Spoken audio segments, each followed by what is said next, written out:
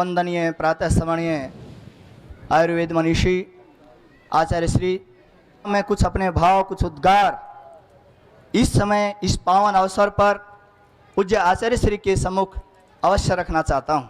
जब मैं इस गांव में आया तो इतनी चर्चाएं, इतनी बातें स्वामी जी के बारे में, आचार्य श्री के बारे में नहीं थी या जानकारी नहीं थी।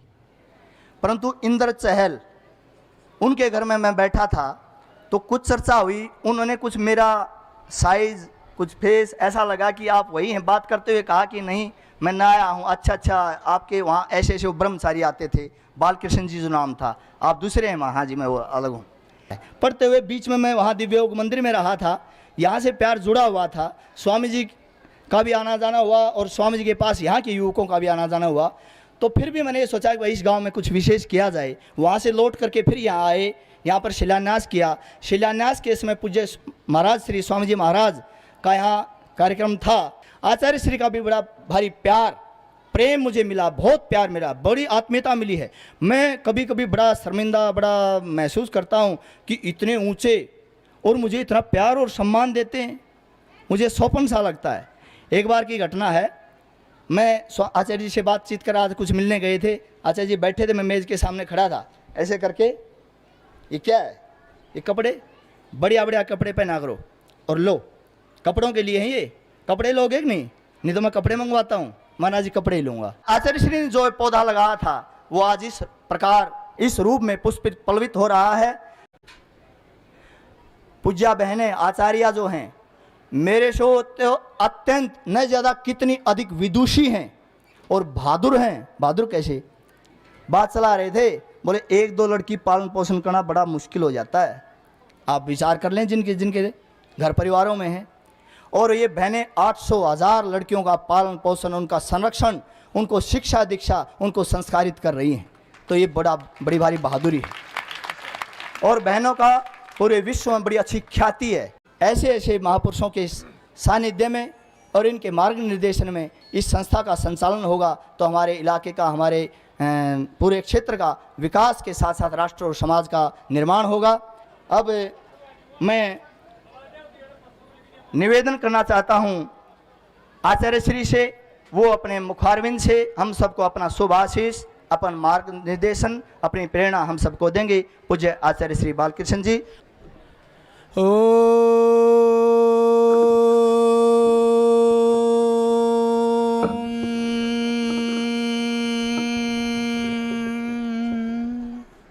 आज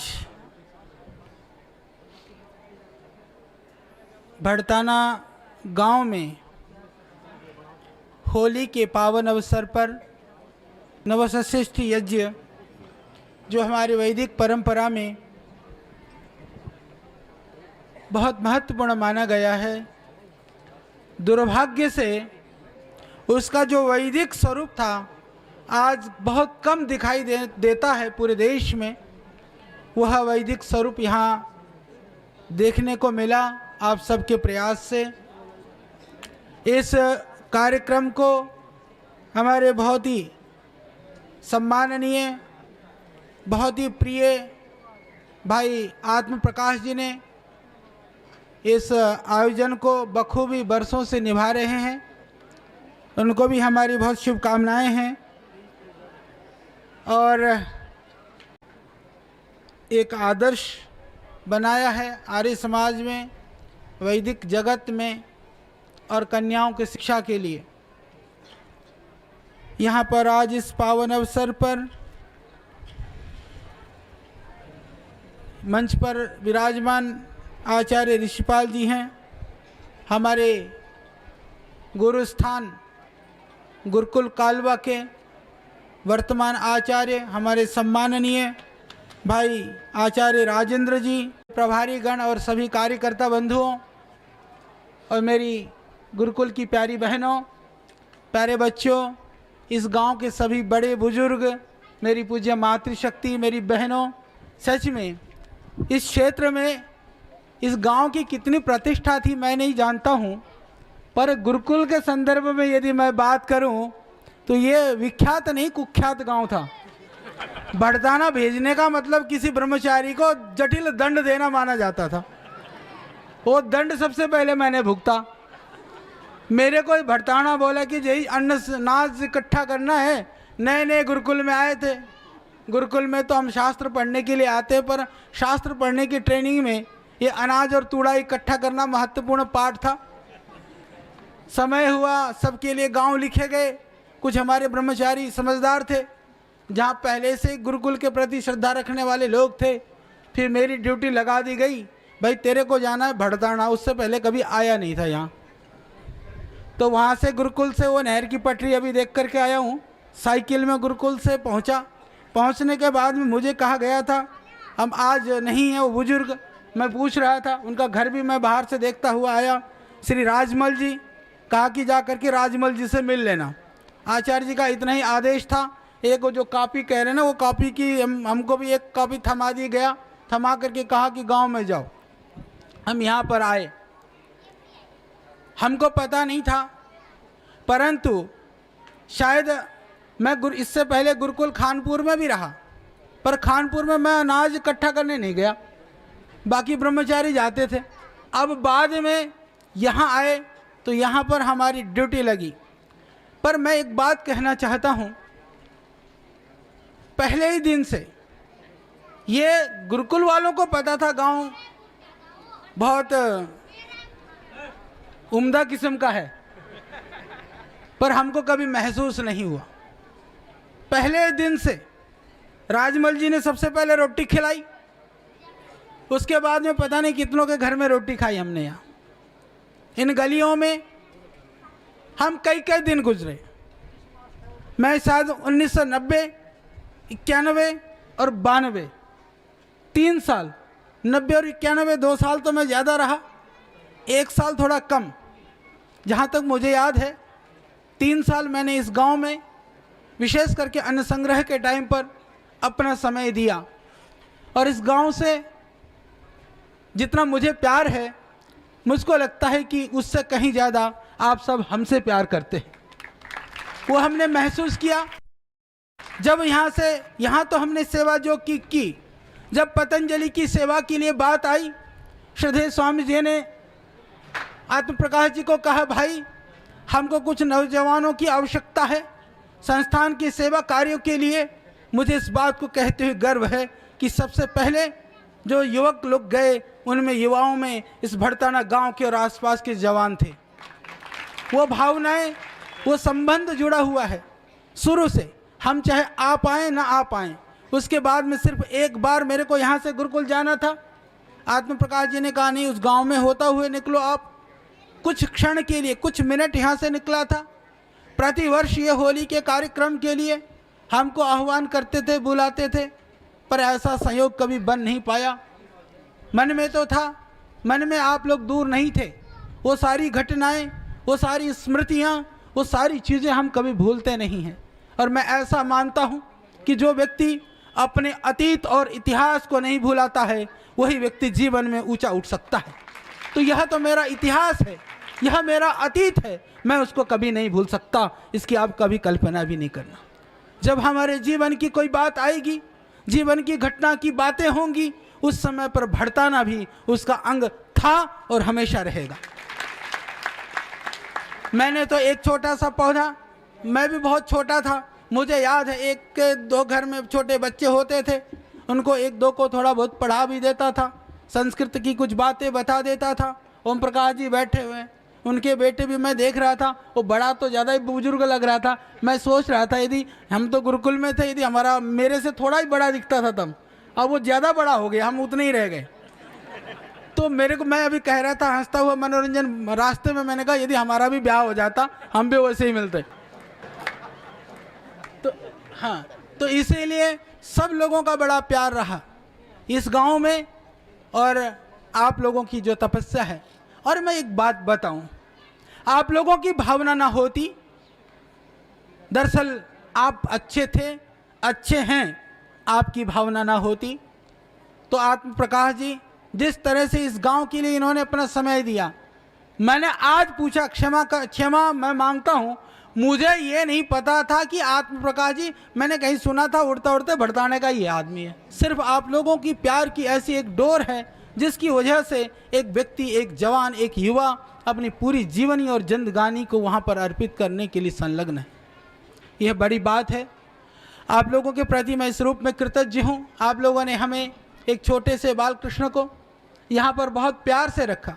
सभी माताएं बहनें, भाई कह रहे थे हमारे शास्त्री जी कोई बात सुनाना। मैं सच बताऊं, मैंने दुनियादारी को कुछ समझा तो यहाँ से समझा, और संसार की विविधताओं को जाना तो भी भड़ताने से जाना। आप कहेंगे जी वो कैसे जाना? क्योंकि इससे पहले हम इतने घरों में, इतने परिवारों में शायद जाने आने का जो संपर्क और संवाद कभी नहीं रहा। ये भड़ताने के गली गली में, घर घर में जाने से रहा। और मेरी माताएं बहनें बैठी हैं, बुजुर्ग लोग भी बैठे हैं। मैंने एक चीज़ बहुत अनुभव किया, वो जीवन का पहला अनुभव था, मैं कभी भूल नहीं सकता। क्योंकि आप जानते हैं कि जब अनाज लिखा जाता था तो वो पंडाल में यहाँ पर बैठ करके सब लिखते थे, अपने क्या है वो इस चौपाल में बैठ करके।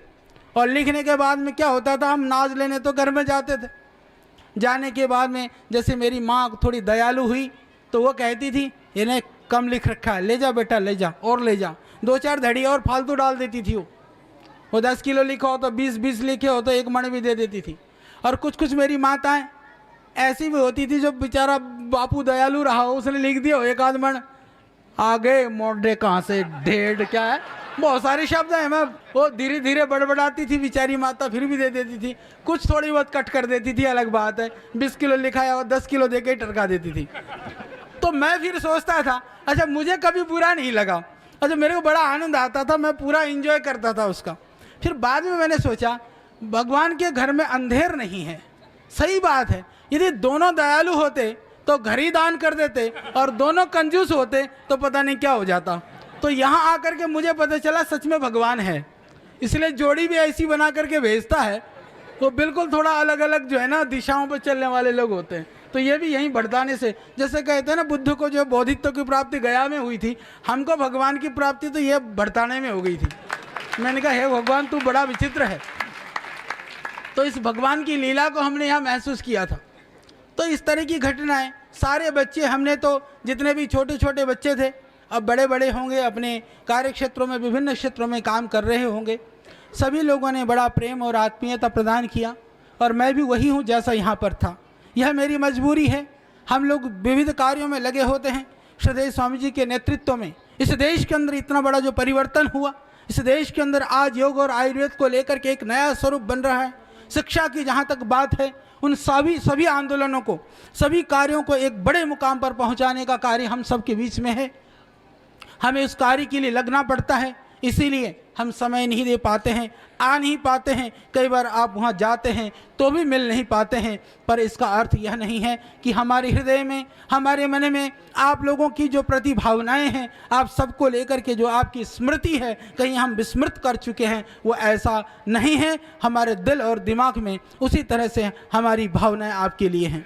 मैं अभी देख रहा था, भाई धर्मा जी जरा खड़े हो जा भाई, तो एक बार ये मेरा धर्मा, ये गुरुकुल कालवा का एक गौ सेवक पहले भोजन भी पका देता था हमारे लिए। वो ऐसा ही था जब मैंने देखा था ये 25 साल पहले। बाकी तो जवान बूढ़े हो गए, पर ये बुढ़ा बूढ़ा नहीं हुआ अभी तक। बैठ जा भाई धर्मा जी। मुझे याद है जब हम गुरुकुल में पढ़ते थे उस समय पर हरिद्वार में, क्योंकि आसपास के गांव के बड़े सारे महात्मा हरिद्वार में हैं, वो आप भी जानते हैं। उधर जामनी का है, इधर गांगोली के भी है, कई सारे हैं।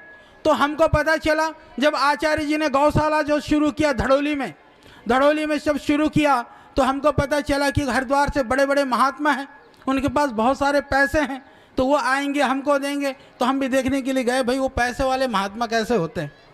तो आए थे। अभी हमारे मित्र लोग हैं, सभी लोग हमारे पास आते हैं, हम लोगों से मित्रता है उनकी।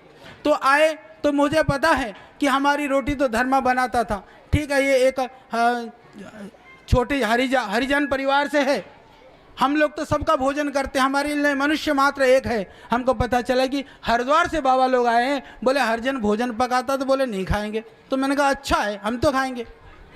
भोजन तो गेहूँ और रोटी और सब्जी तो वही है।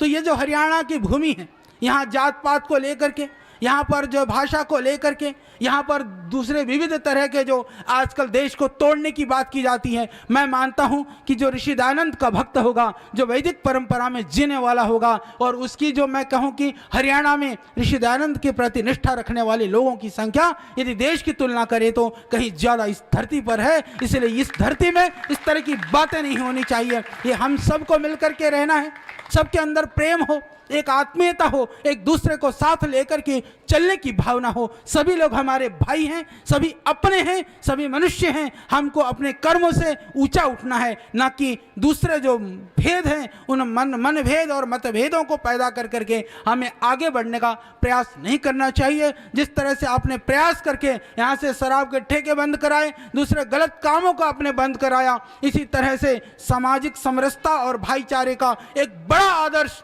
यहाँ से शुरू हो, यह पूरी देश और दुनिया में पहुँचे, यह हमारी कामना है, यह हमारी आशा है। क्योंकि आपके साथ हमारा नाम भी जुड़ा है, कहीं तो जुड़ा है, कहीं तो तुम कहते होगे आचार्य बालकृष्ण जो जब कभी हम टीवी में कार्यक्रम में कहीं आते होंगे, वो तो हमारे गांव में आया करता था। शायद बहुत सारे लोग भरोसा भी नहीं करते होंगे तुमको कि तुम सही कह रहे हो। आज मैं कह करके जा रहा हूँ, इसलिए सब लोग जो है ना विश्वास कर लेंगे, चिंता मत करो। तो ये हमको करना है।